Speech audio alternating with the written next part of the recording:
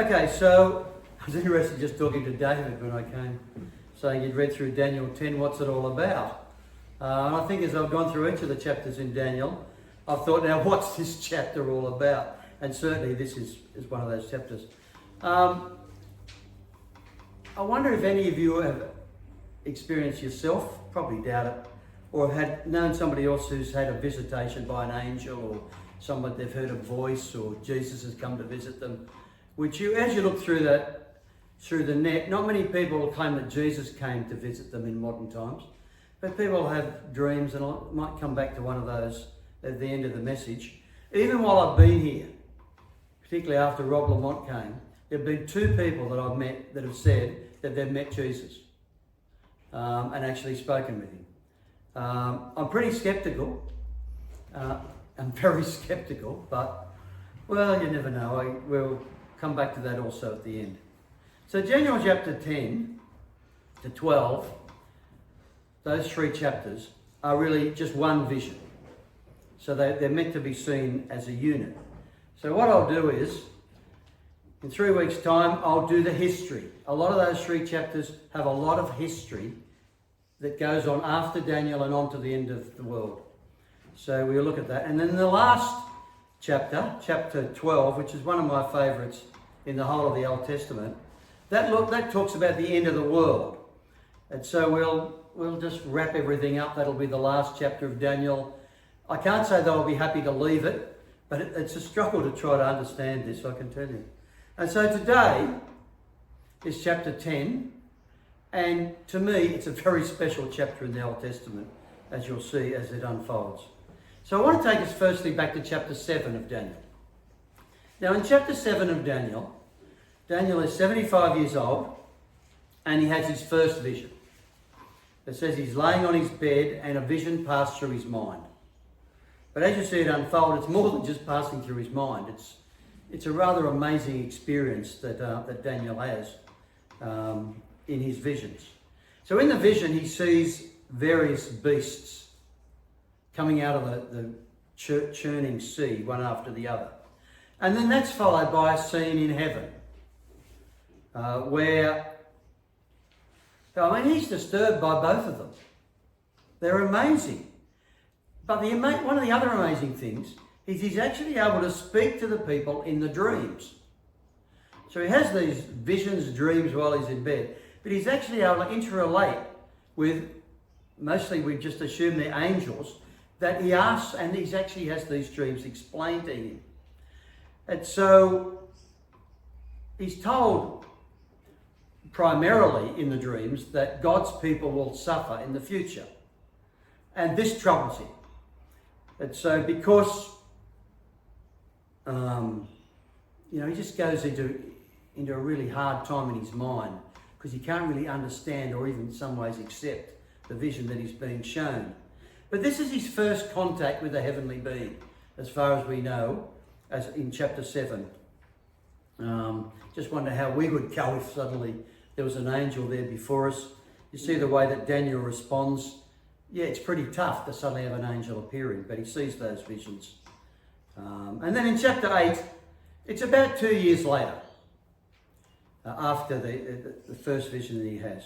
And this vision, and we've been through these in our previous messages, they have a scene of a ram and a goat charging into each other. And they represent the king of Persia and the king of Greece butting into each other. And again, there are heavenly beings.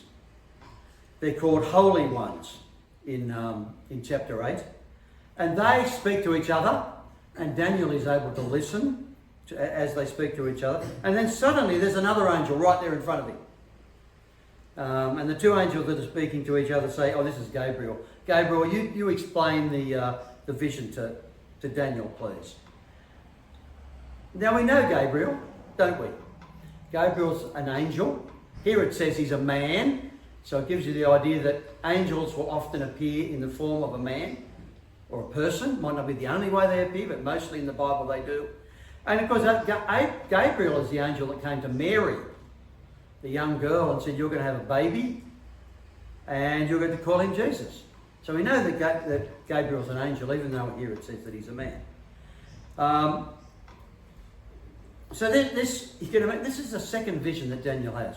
And you can sort of imagine that this is not an ordinary day for our hero Daniel. I mean, he's had some amazing things in his life, like being thrown into a lion's den. But having angels suddenly appear there is fairly, what shall we say, it's a big thing. It's a big event in your life. And so he writes in chapter 8, I was terrified and fell prostrate while Gabriel was speaking to me.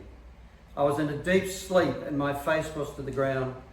Then he touched me and raised me to my feet. Then Gabriel goes on to tell him about the future. And Daniel says, I was worn out. I lay exhausted for several days. I was appalled by the vision. It was beyond my understanding. He really doesn't like what he's seeing, but he knows it's coming from God. So he knows it's going to happen. But it's going to mean suffering for his people. So these are difficult times, but it's the second time that an angel, Gabriel, actually comes and speaks directly to him.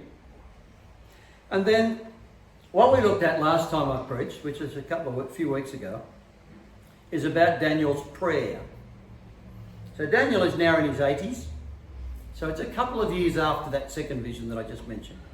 And he writes, while I was still praying, confessing my sin and the sins of my people, Gabriel,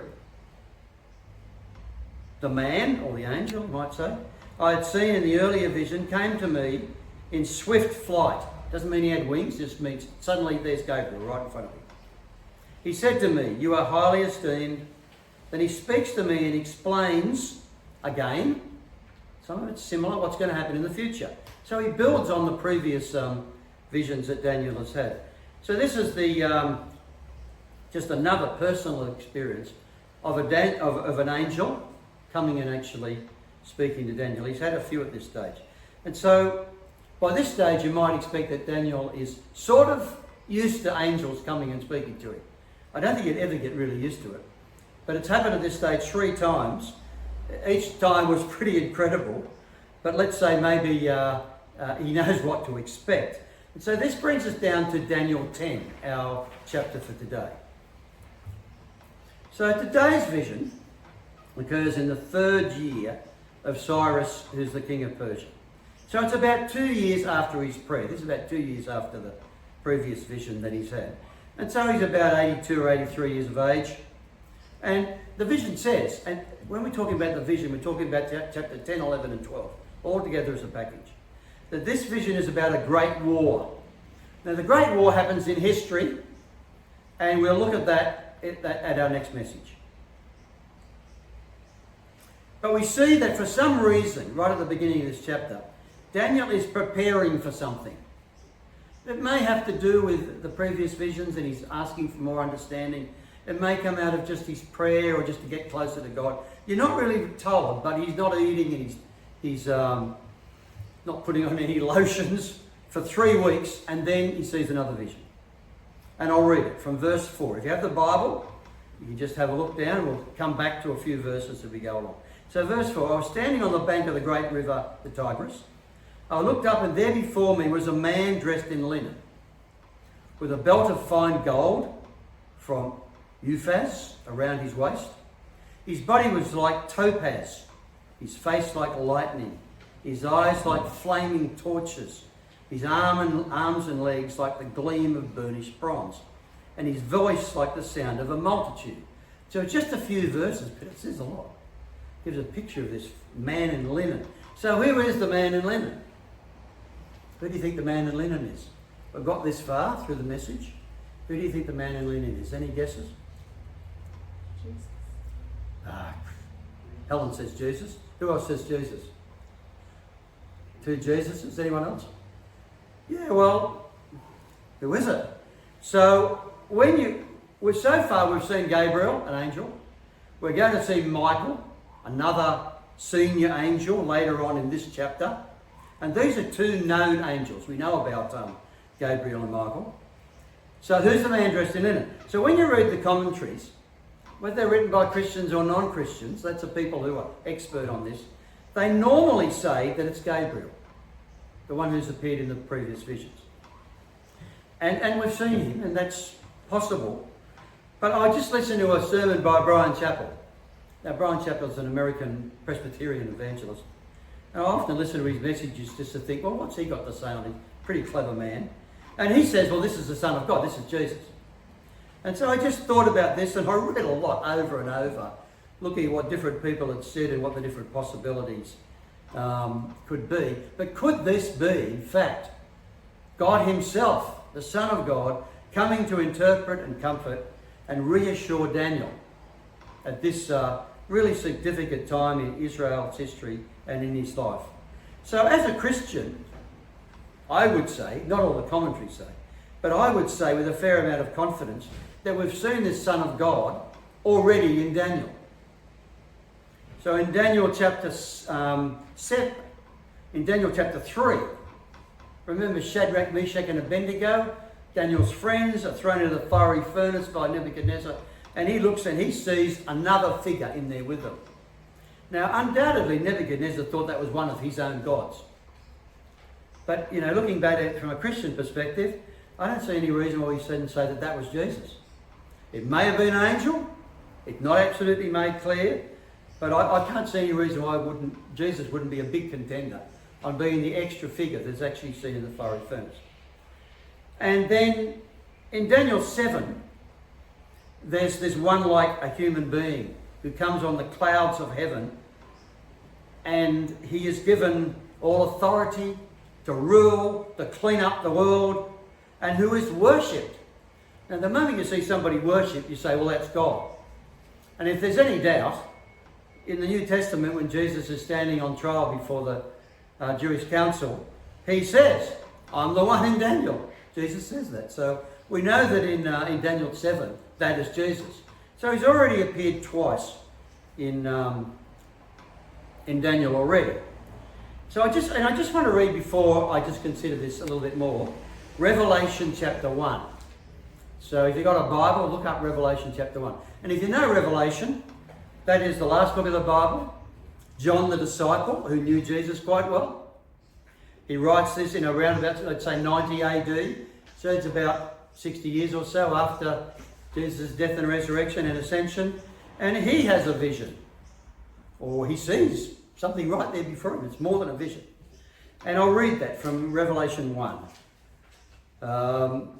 I heard behind me a loud voice like a trumpet, which said, write on the scroll what you see. This is whoever's there speaking to John the disciple. I turned around to see the voice that was speaking to me. And when I turned, I saw someone like a son of man, dressed in a robe reaching down to his feet, with a golden sash around his chest. The hair on his head was white like wool, as white as snow, and his eyes were like blazing fire. His feet were like bronze glowing in a furnace, and his voice was like the sound of rushing waters. In his right hand he held 7 stars. Coming out of his mouth was a sword, double-edged sword.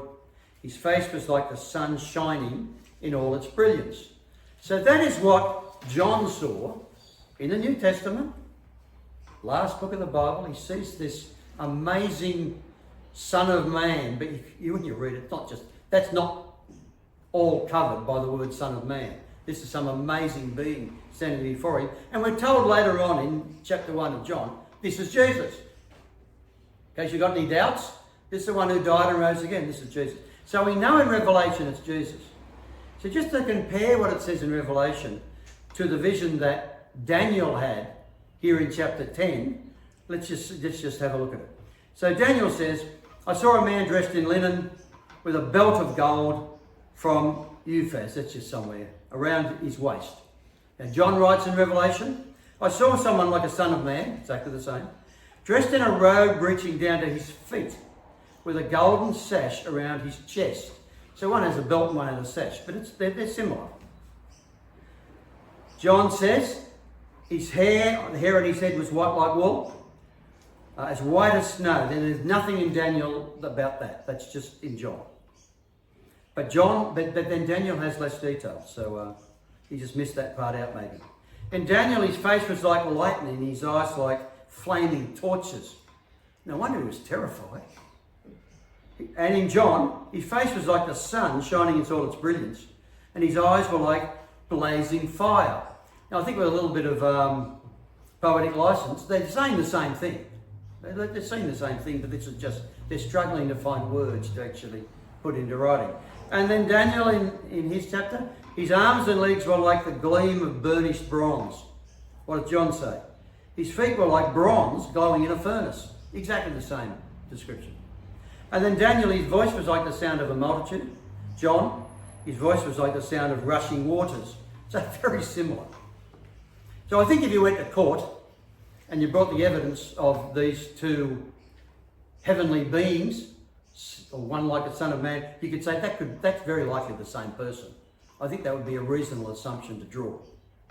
So, look, there's other similar possible appearances, or most likely appearances of Jesus before he came to earth. So we call that in his pre-incarnate state, they're just words, as the Son of God before he came to earth. You have the angel of the Lord mentioned a couple of times in the Old Testament, but particularly when the angel of the Lord comes to Abraham and visits him, he would just look like an ordinary person. They were actually told that this was the angel of the Lord. And most people who look at that say, well, that's probably Jesus in the Old Testament. It's not absolutely clear, but it seems to be from the way that that chapter plays out. And then Moses. Moses had an amazing relationship with God. And it said that they had a tent of meeting where the ark was. The ark was in this tent. And that was where God's presence was said to be in a special way. And so Moses just used to wander into the tent and talk with God. So was God in the tent invisible? Was he like this picture that's being shown here in Daniel? We simply don't know. But there certainly are other cases in the Old Testament where Jesus, before he came to earth as the Son of God, goes and interacts with people in various ways. So I want us just to say, for the sake of it, that in Daniel here, this is Jesus. Right? There are other views on this, but I think it was Jesus. I can't see why it wouldn't be. So what happened next? Because if it's an angel, it's special, but if it's Jesus, it's absolutely super special. What actually happens next? So it says, the others with Daniel fled in terror, and he was left alone gazing at the vision. There's a person, what have we got up there? Oh, there he is, a tent of meeting. And then verse 8, Daniel says, I had no strength left. My face turned deathly pale, and I was helpless. That's similar in previous chapters.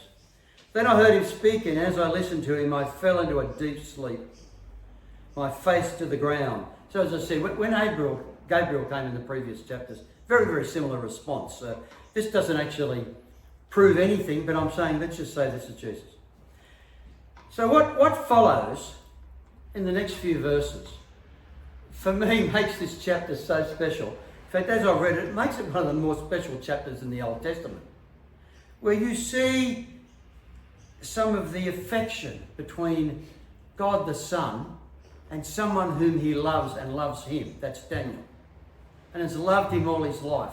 You see the closeness between the eternal God and a sinful human in what unfolds out in the next few chapters.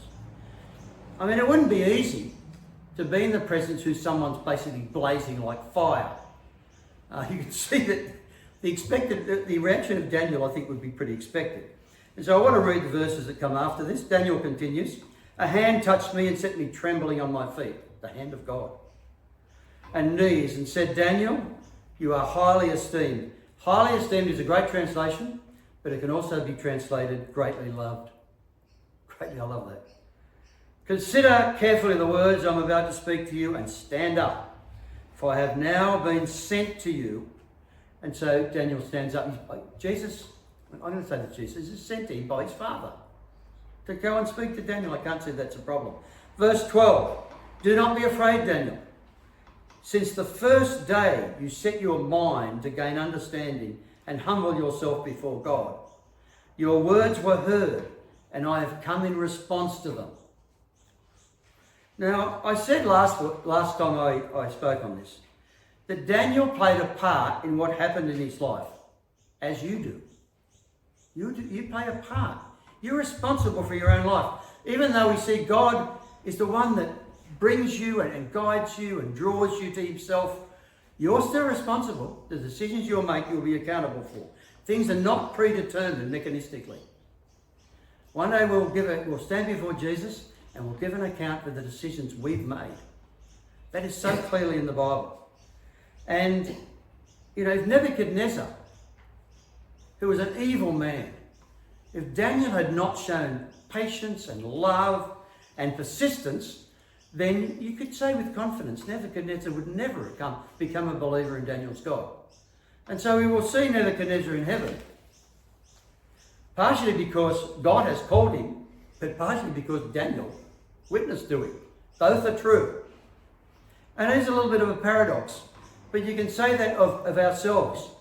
If our neighbour doesn't know God, and we don't take an opportunity to witness to them, they might never end up in heaven, even though where the neighbour ends up is determined by God already. So both are true. You are responsible, and whether you do or don't do what you're responsible as far as being a witness to Jesus has an outcome in eternity. And this is played out a little in this chapter. Daniel's prayers mattered. If he hadn't prepared himself, and we don't know what he's preparing himself for, it's about the time of particular sacrificial time in Israel. He may be thinking about previous dreams, but if he hadn't prepared himself, well then for 3 weeks, then you could say, well then the Son of God or Gabriel, whoever, would have not come to him. Daniel took an action, and then that led to a response from God. So it's not easy to see how these actually play out in reality, because it then goes on to say that, well, what does it say? It says that this angel, or Jesus, is in battle, which is interesting in itself, and he leaves the battle to come and visit Daniel, because Daniel is preparing himself to get close to God. So both of them come together. It says, but the prince of the Persian kingdom resisted me for 21 days. That's exactly the time in which Daniel was preparing. So 21 days, Jesus is unable to get to Daniel because there's some kind of spiritual thing happening that prevents him. It's called the king of Persia, but we'll come to that in a minute. And then Michael, one of the chief princes, came to help me because I was detained there with the king of Persia. So, I guess the question is, can anyone actually tell me the meaning of that verse? I'm not surprised if you went through this and thought, what does that mean? And it's very hard to know what it means. But in verse 20, the angel of Jesus, let's say, goes on, soon I will return to fight against the prince of Persia, and when I go, the prince of Greece will come. So these are very difficult verses to pin down as to exactly what they mean. But what it's really saying is that there is a spiritual battle in the universe. There's spiritual warfare going on behind the scenes that we don't really see. You might say in a different dimension. We just don't actually see this very often. It was talked about a little in what Helen read from Ephesians. For our battle is not against flesh and blood, not just in history, but against the rulers, against authorities, against the powers of this dark world, against spiritual forces of evil in the heavenly realms. So it's a battle that takes place on earth, but it's also a battle that takes place somehow there in the heavenlies. And it goes on all the time. So when it says the king of Persia, it's not really talking about Darius or Cyrus or Xerxes, who were actually kings of Persia. And when it talks about Alexander the Great, or any Greek ruler that followed after him, it's not talking about Alexander the Great or any ruler that followed after him. These are symbols of evil forces that were in these kingdoms, but it's something much bigger than that. These are symbols of the enemies of God, Satan, his angels, and also people on earth that fight or thumb their nose at God. So in the spiritual world, which we don't really interact with in a way that we really sense in our daily lives, there's a real battle between God and evil that goes on in the universe. And this has casualties. It has casualties in God's people. It has casualties as the battle is played out throughout history. And I mean, there's no greater illustration of this than in the death of Jesus on the cross. The death of Jesus on the cross was a historical event that happened about 2,000 years ago in history. But of course, we know as we read the Bible, that wasn't only that. It was a real battle between God and evil that was played out in the heavenlies. And when Jesus dies on the cross, he defeats Satan. You don't see that in the history, but you see that when you look at what happens in the spiritual world. Something amazing takes place outside of history when Jesus dies on the cross. And when you pray, not always, because you might be praying selfishly or foolishly, but when you pray, you enter in some sense into that spiritual world. You're praying for things that happen in people's lives and in the world that aren't going to happen just in the normal flow of history. Or they may not happen. So there's something beyond history that is there and is a reality in the spiritual world. So, verse 15.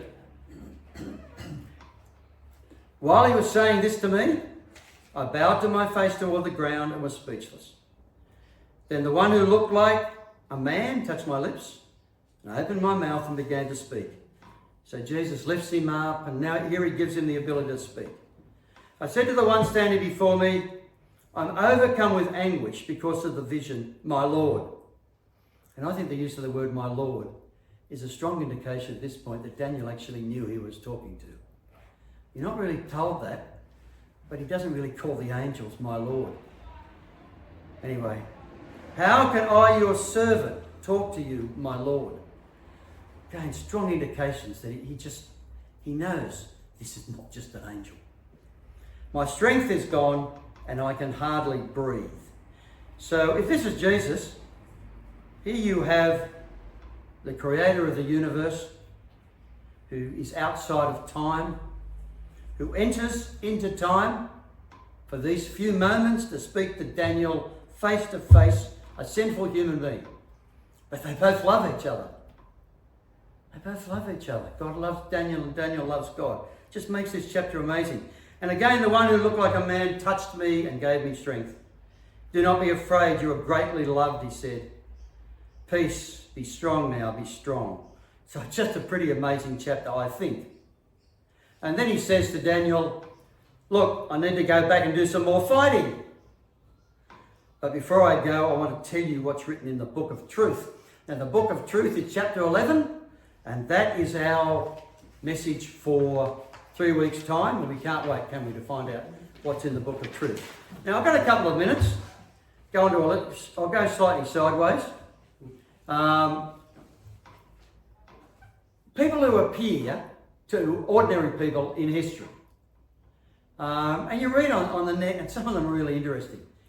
As I think about this, I do not think Jesus is going to appear personally to people in modern history.